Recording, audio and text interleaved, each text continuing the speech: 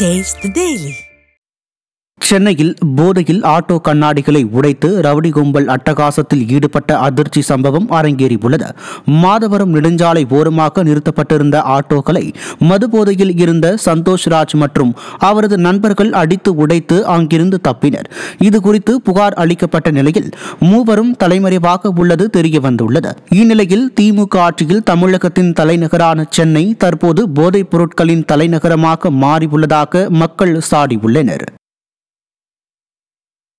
சென்னையில் வீடுகளை லீஸுக்கு விடுவதாக கூறி லட்சக்கணக்கான ரூபாய் பணம் மோசடி செய்ததாக பெண் ஒருவர் மீது 30க்கும் மேற்பட்டோர் புகார் அளித்தனர்.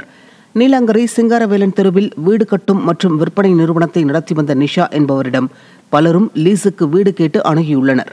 அவர்களிடம் 7 லட்சம் ரூபாய் முதல் 12 லட்சம் ரூபாய் வரை பணம் பெற்றுக்கொண்டு வீடுகளை லீஸுக்கு எடுத்துக் கொடுத்துள்ளார்.